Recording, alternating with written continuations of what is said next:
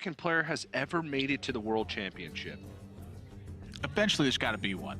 There's got to be one. We thought it was going to be Nalgudan. You know, he made back-to-back championship appearances. It looked like for a while it could have been raised at the last championship. Ended up with a pretty poor group for the lineup he brought. Tincho now on the chopping block. Got to win 2 straight matches. And this is the first time today, or this whole weekend for that matter, that we're going to be seeing Mage. It can lose to everything. But it can beat everything, But too. it can beat everything. It's one of the most volatile decks in the metagame. Yeah, I think a lot of players brought it because they were expecting more Quest Rogue. It's one of the decks, I think it's the deck that has the highest win against Quest Rogue that still has some viability elsewhere. I think you could play Odd Hunter and beat Quest Rogue some of the time. I feel like that the Mage decks are quite good against all the Rogue decks right now, honestly. Yeah. Just a lot of burn. You just get them. You just get them. A lot of times early on in the game, the Odd Rogue uses their health as a resource to try and solidify their board position. You know, your removal spells in Mage act as burn spells as well. You know, it's quite the opposite of the way a lot of decks typically work.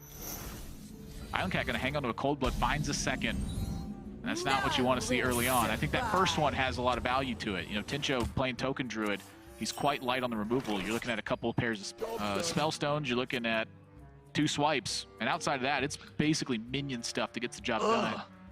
Now, the Leroy kind of makes, in my opinion, makes the Cold Bloods a little bit more interesting because now you're looking at your own burn plan. Yeah, but this is Token Druid. And to me, it makes it more vulnerable, doesn't it? Well, it's got... He only has 1 copy of Serenite Chain Gang. But This is the turn. Giggling Inventors. Okay, well now I'm concerned because he doesn't have a way to actually activate the Cold Bloods and he doesn't have another 3-drop for next turn. So I think he's got to save the coin. If he had drawn a 3-drop there, I think you could consider the SI7 agent right away. Yeah. And start getting the Cold Bloods busy. But without that draw, I think you got to wait. One thing I want to point out is we always lump Token Druid into the aggressive lineups, but it really doesn't do anything until at the very least, or very earliest, turn like 3 with Wild Growth into Whispering Woods. Yeah, it kills you in like the mid to early late game, right? Yeah, it mostly fits the bill of what aggressive decks are typically doing. Yeah. Which is, you know, trying to punish decks that can't overwhelm it early on. And it does it from a weird angle. So it's just a very flexible deck that is quite vulnerable to lots of AoE. And that, to me, is really like the kinship that it shares with most aggressive decks. They're quite vulnerable to lots of removal. Currently, Tincho has not even had really any playable cards. He's got 2 Arcane Tyrants in hand and a Spreading Plague. So that'll be a big swing turn once he gets to it. But in order for that to happen, he has to get a point in the game where Islandcat has gone a little bit wide. And Islandcat's hand just does... It's honestly quite good. Like, I think his hand is, you know, quite strong if he keeps drawing minions. Every single minion that he plays, Tincho's going to have to pay attention to until he can get on board. And then 1 minion sticks, all of a sudden you're looking at Fomomancer, Cold Bloods, Deadly Poison, and a Leroy to back it up. But it's a very one-dimensional hand, is what I should say. Yeah, that's not a one-dimensional draw, though. That is pretty darn good. Yeah. So at this spot, absolutely Islandcat's going to go for that. And right now, Tincho, you know, doesn't really fend this off. He's got an Arcane Tyrant he can play, or he can play a swipe to remove the Divine Shields. And Wild Growth isn't going to accelerate him to anything just yet. But, you know, with the difference of Wild Growth and no Wild Growth is swipe to kill a 2-1 or not swipe, I'm Wild Growth. Yep. And I think Tincho's in trouble right here. This first Fungalmancer is not going to be kind. It's going to start bringing the beats. Like I said, though, does have Spreading Plague followed up with 2 Arcane Tyrants and a swipe to clear things up. No, there's another Fungalmancer in hand, though. No, dude, don't think about that. Don't pay attention to the cards that impact that. No. Yeah, Tincho's, the 2 Arcane Tyrants are probably the saving grace of this Spreading Plague, honestly. You know, without those Arcane Tyrants, this would be so far out of control, it's ridiculous. And if anything sticks, Strong Shell Scavenger could help clean up the board next turn alongside the swipe at 8 mana. And Tincho, once he hits that turn 10, he may be getting close to being out of the woods here. Well, the key is having something stick, and you know what's going to stick is these 4/4s. The rest of this stuff is, you know, pretty much gonna bite the dust. Only has the 1 attack to divide up the damage, though. The way the damage sits in his totality is it needs to be in chunks of 5. So he's got 5, 4, 4, 1 if he buffs the right Annoyatron and the Fungalmancer. Or he's got 6, 3, 2, 3 if he buffs the left 2. And so it's just a matter of which iteration actually buffs the most stuff, kills the most stuff, and then also has the best responses to what Tincho's going to do. Yeah. Maybe there's like a double cold blood play here? I think you're not really passing up an opportunity to get this juicy of a Fungal Lancer. So he's going to leave one of these spreading plate tokens up. Yeah, it's going to be, I imagine, a bit weak. Yeah. I'm not convinced you attack here, actually. You know, thinking about Strong Shell Scavenger, it makes me want to. But there is some merits to holding there. It's mostly just the fact that you're not weakening yourself to like a top deck Spellstone, and you're not weakening yourself to like Swipe being able to be cleaning up with just a single hero power. Your opponent's going to have to actually do something with the 1/5 first. Yeah. You're not making the attack for him. Like in that situation, you know, Swipe would have cleaned up the Annoyatron, I'm sorry, the Giggling Inventor just via the attack of the Scarab afterwards. Yeah. So I'm thinking, is there a way that Tincho can fit in the Wild Growth to make sure you can ultimate Infestation next turn? Yeah, I think so. I think you can swipe in hero power. You know, with 2 Arcane Tyrants on the board, I think you're fighting quite well here. Yeah. I'm not sure how much value that the Scarab has by itself. You know, I don't want to use a Strong Shell Scavenger on that. The problem is, you know, Islandcat's hand is still pretty juicy with damage. And so, you know, what's the cost of taking this damage right now? I'm looking at this, and I feel like Tincho should probably be trading off, the Arcane Tyrant in that spot. I think it's very wise. Even though your opponents use Fungal Lancers, you just don't want to get the 1/3, you know, wiped away, and then suddenly your opponent's cold-blooding hitting you again. Yeah. Also that. So not a terrible position now because Tincho's going to be able to ultimate Infestation, the highest priority target next turn, draw a ton of cards, and then move into the next turn with a ton of options and a big card advantage. Yeah, in this spot, Islandcat actually needs to go a little bit slower than faster, I would say. You know, you might want to actually not put a minion on board in this spot, except for the Argent Squire, perhaps, and you know, force your opponent, if they want to UI your face. Then you respond with the Vile Spine Slayer, and you have the extra gas from the SI7 agent. Of course, that's assuming that the opponent definitely has Ultimate Infestation. You know, with only 3 cards in hand, there's a chance that they don't. And so when you don't play to the board, you get punished by them not having it and having not developed. So I think it's a consideration, but more than likely you should just be going in.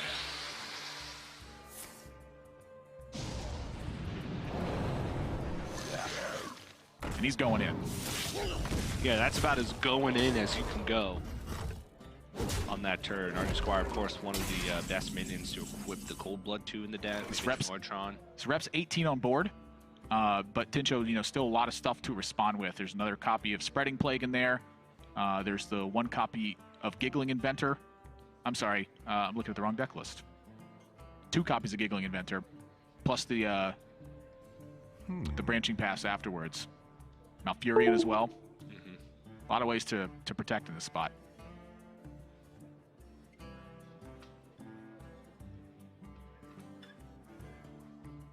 It feels to me like one of Tincho's biggest fears is going to be a second Vile Spine Slayer.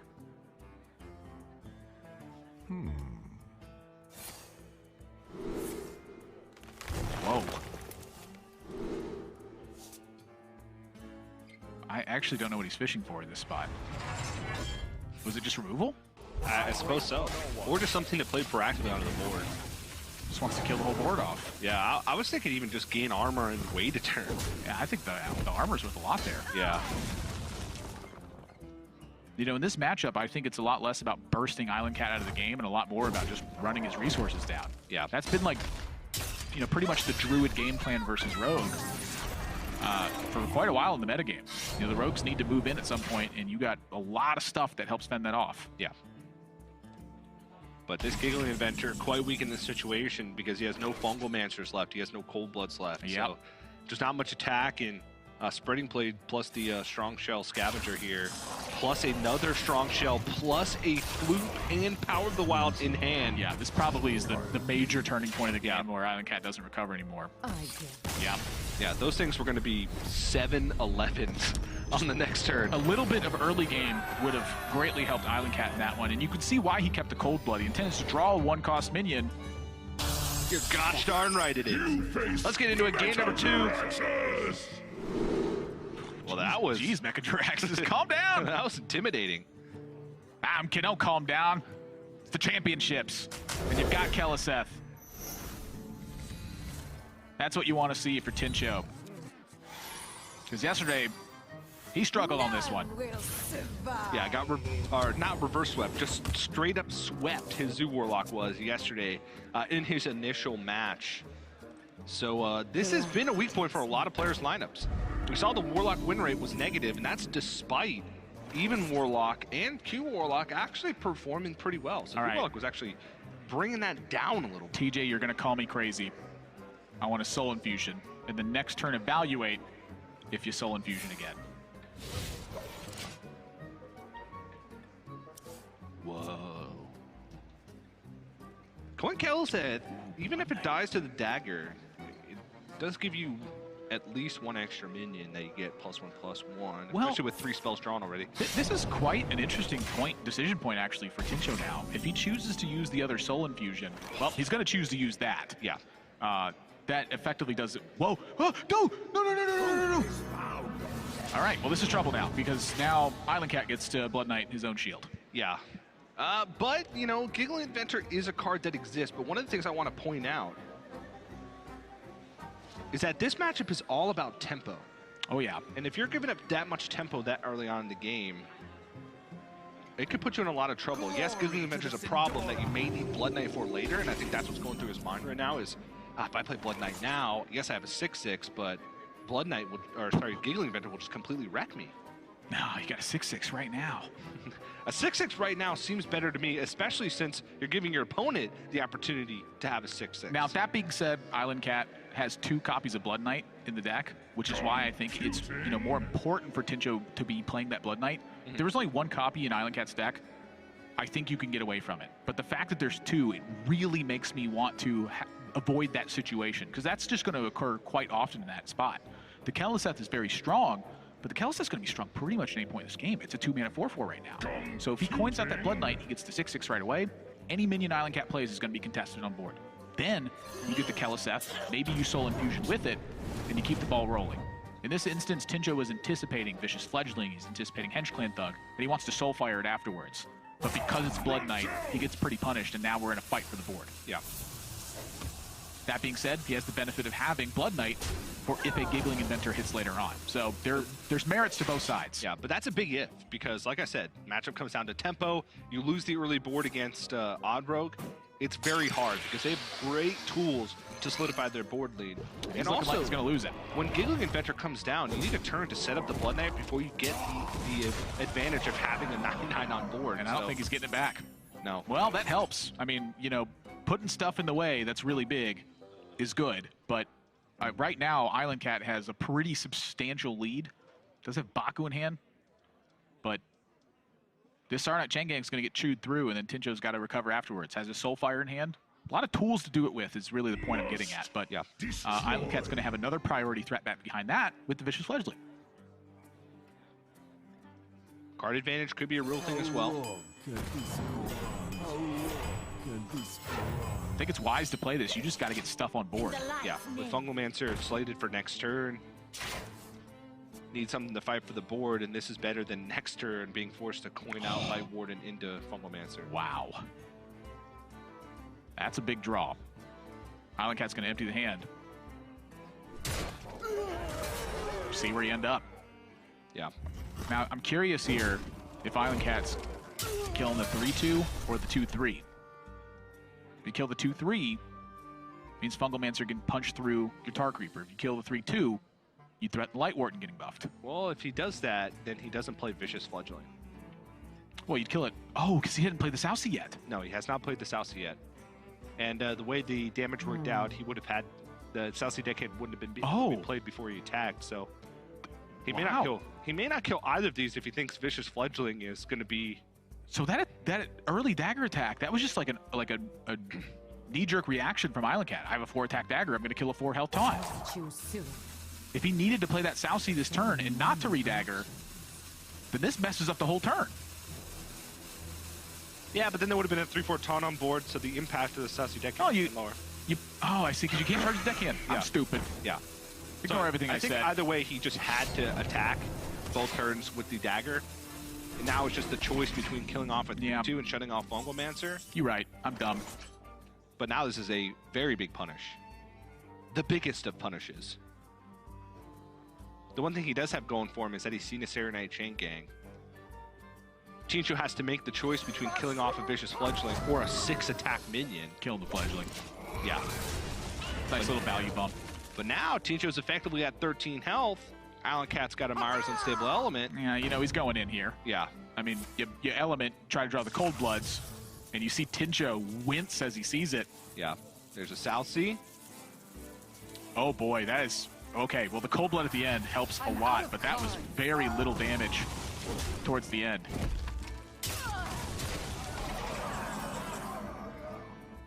So now, Islandcat looks like he may have to Vile Spine or Giggling Inventor to try to get back online. Maybe it's the Hench Clan Thug instead. But Tincho's going to have time to Blood Knight here. If Giggling Inventor comes down. Yeah.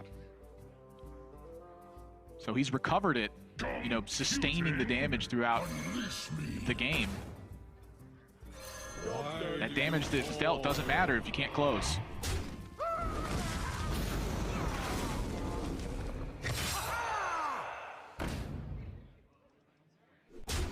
It's going to be Vile Spine. He's got to take board somehow and push through more minion damage is the reason why he goes to this over Giggling Inventor. Also, the possibility of Blood Knight would just completely blow him out of the game, and he needs to kind of hedge against those just a little bit. So Islandcat has 10 damage next turn, but in Tincho's mind, it's representing a lot more than that. So he's pretty apt to Soulfire in this situation. And that means risking discarding the Blood Knight. The more you tap, the closer he's going to get to that as well. So Tincho's in a pretty tough spot here. He does get a quote-unquote free tap with the Voodoo Doctor being able to heal that 2 health back up. And I think, honestly, you have to take the extra card here. Big yikes.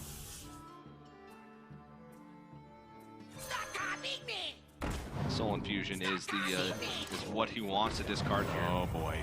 This is a big one. I'm nervous. Okay. That gives him a perfect 8 mana next turn.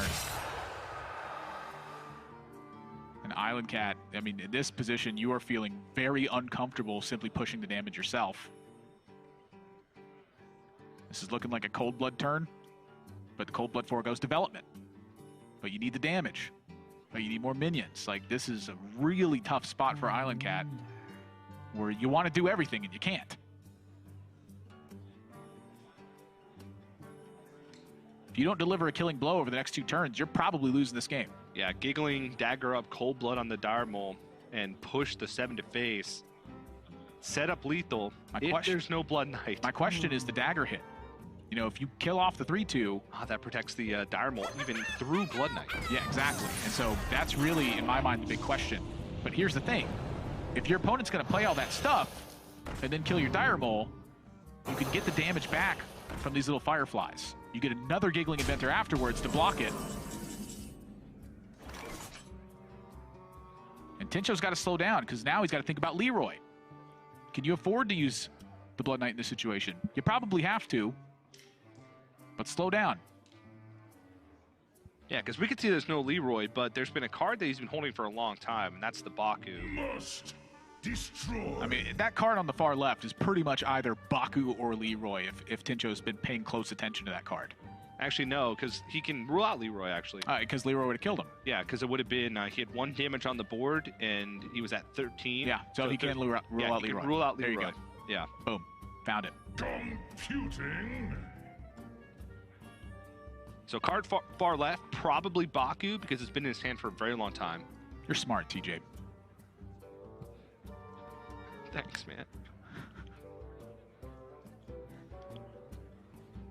Well, that makes the turn pretty straightforward then. Yeah, Blood Knight, Despicable Dreadlord, kill some stuff. But here's the thing, when you're sitting on stage and you're nervous and you're just going to die, like, you're sometimes not thinking about that. Now, he's going to come into the right play anyway, just realizing that this is just the most efficient thing to do. Both. Is Fungalmancer's gone? Yeah, wait. That was the previous game. Yeah. No. That's what he's worried about. And that's why Tincho's smiling right now. He's like, yep, you have the fungal, man. It's that, you got me look. But the longer this turn takes, the more comfortable Tincho's going to get. Yeah, when he sees this Giggly Inventor come down, which is, by the way, the only thing that saves Islandcat. Do you have to trade the 2/1/1s as well?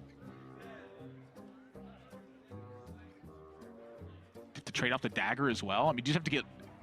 Wait, so he's taking 3 fatigue next turn, right? 4 fatigue. He took 3 fatigue this turn. Which means he's going to 7. He can tank 3, go to 4. So he trades the 2 Fireflies into a 3/2. Giggling Inventor, Vicious Fledge. I just have the mana to dagger up. Oh my gosh. Well, I don't think he needs to. He attacks the 2/1/1s into a 3/2. Giggling Inventor protects him. I'm saying Vicious Fledgling is his way to win there with Wind Fury and a dagger hit.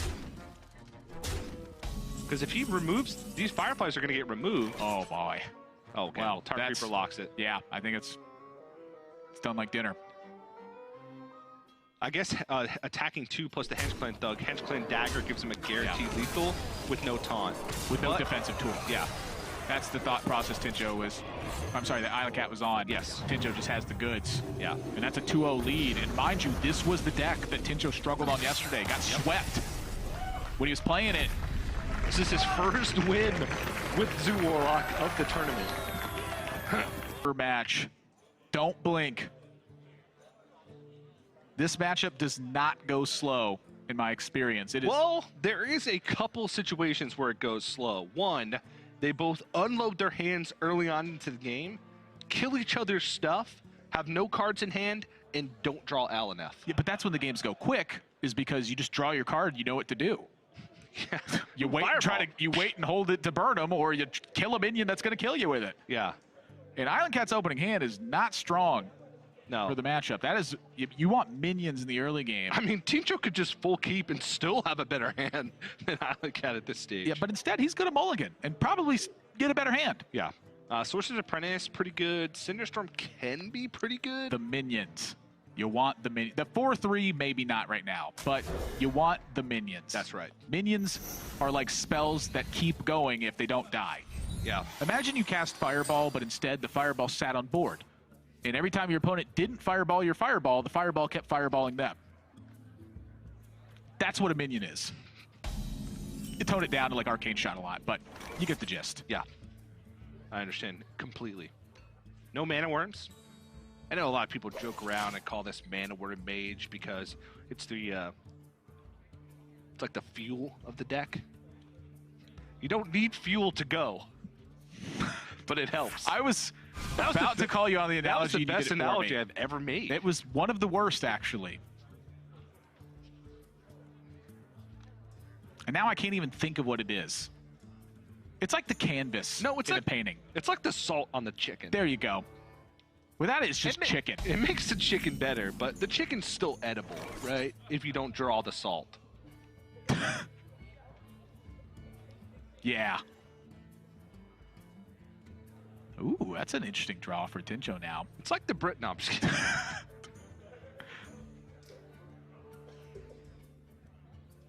It's like the Soddle without the Raven. You'd rather have the Soddle, but ideally you want both. Yeah.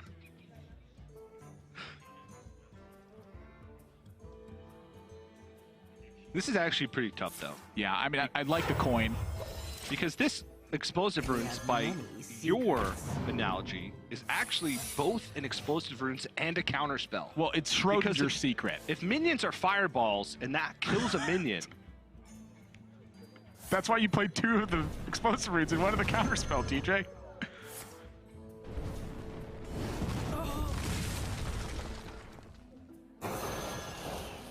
Well, he takes 4, but that's about the best minion you could have thrown away. Ooh, it just hurts.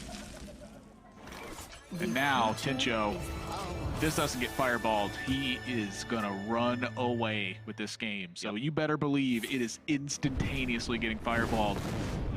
And this matchup, initiative and gaining it is very important, but I'll tell you what, the Egyptian God card is probably more important. The Alaneth is so good in this matchup, and it's because the minions are so crucial to the game that you find yourself using burn spells on minions. You can't afford to just take extra damage. The only thing about the Alaneth is that it gives you a completely dead turn, and then if you're on the back foot for the whole game, fatigue can matter, but it's very unlikely, and it usually happens when Islandcat comes later on when you play Islandcat and both of you don't have that many cards, because then your opponent has a proactive turn, you're kind of behind. You have a limited amount of time to take the board back and win the game before fatigue will eventually kill you. Islandcat is in trouble, TJ. He does not have a way to kill the Cosmic Anomaly right now. +2 spell damage, as long as you got it. Yeah. I mean, your minions are just going to die. Yeah.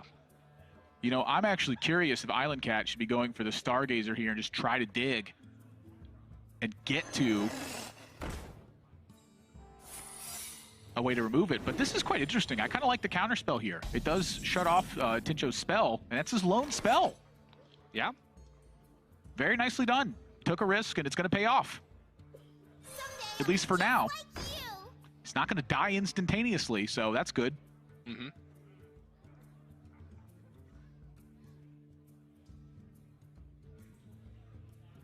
Hey, see, he's thinking about trading even.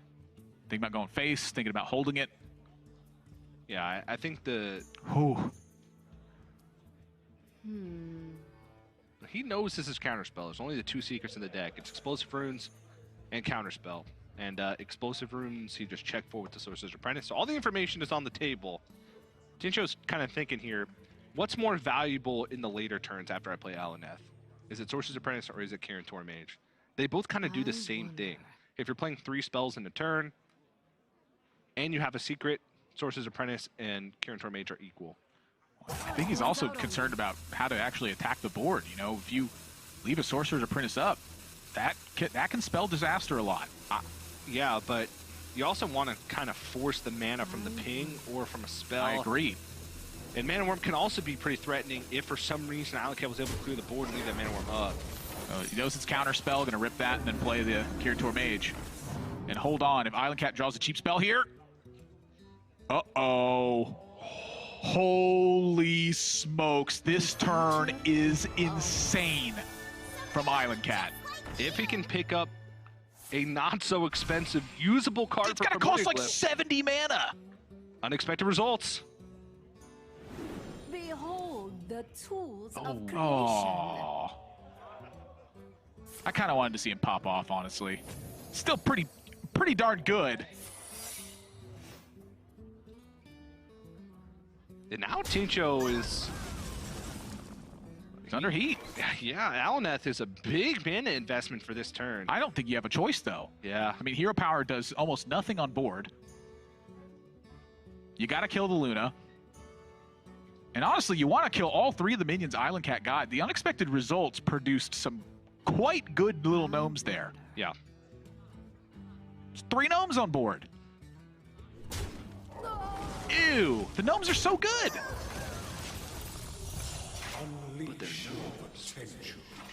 That's how you know they're good. But Islandcat, I mean, it's just, Islandcat is too good to not get online here. So he's going to end up taking minion chip damage. But the trade-off, I think, is quite worth it. Because now, you invest into killing board, and what you invested just pays dividends. The Islandcat keeps cranking every turn. Yeah. I think Tincho is miles ahead at this stage. Yeah.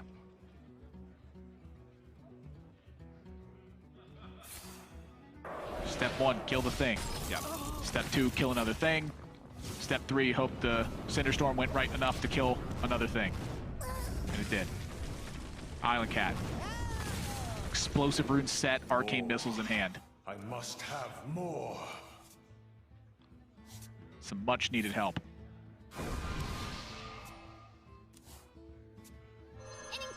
More much needed help. Yeah. Just an explosive rune though, since he's already played the only counterspell in his deck, but Tincho's got a lot of burn left. and a lot of mana to work with. Now, the explosive runes are going to put in some work here. I mean, you know, the fact that he's on 8 mana means that he has to start partitioning to, you know, begin emptying his hand. In that process, he's going to lose some minions, but I don't think he's going to fall to what Islandcat has here. It's just he's got so much overwhelming card advantage that he can just power out in the most efficient manner possible. Islandcat's win condition here is honestly to just try and kill everything that Tincho plays. Hopefully he gets dead hands full of a ton of mana and fatigue him. That sounds like a horrible plan. It's a pretty low success rate plan.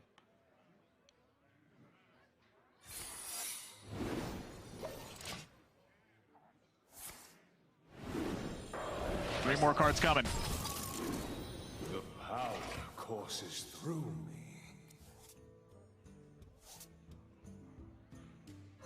I think he's sunk.